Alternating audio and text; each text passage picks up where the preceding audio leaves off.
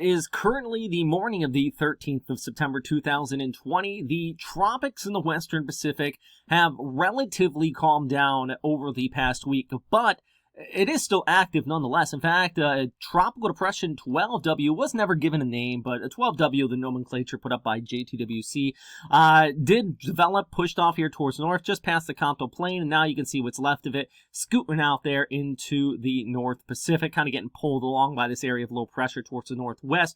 And then we have a low pressure area located just towards the east of the Philippines in the Philippine Sea. In fact, just towards the east of Palau, there is a little bit of rotation here on ASCAT imagery and on the JMA surface analysis. You can see they do have this listed as a low pressure area with a pressure of 1,008 hectopascals.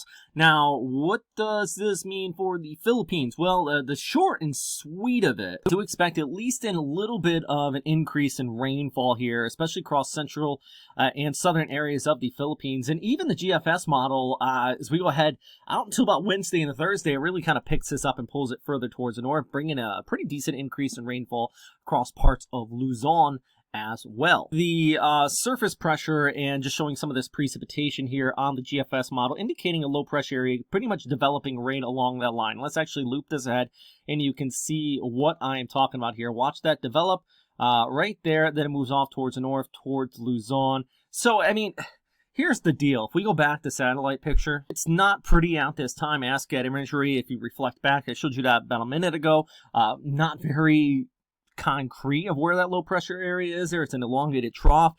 So really the big thing I would take away from this is that yes, it is going to bring an increase in rainfall here across the Philippines, just kind of enhancing especially those afternoon thunderstorms. May see some localized flooding. At least at this time, there's nothing that supports development beyond that becoming a low pressure area, maybe a very small tropical depression that increases rainfall. The other big thing, though, is that once it moves back over the Philippine Sea, we could still continue to watch it as it eventually moves into southern China. But it really depends on how well it develops at first here and then moves off towards the north and west. Overall, though, the rest of the pattern really dominated by this area of high pressure well towards the east of the country of Japan in the Ogasawara Islands here. Really, the overall flow, since that is further towards the east, if anything does develop south of Guam or around Guam, it's going to push off there towards the north, towards the southern Japanese islands or ports of Honshu as well. And actually,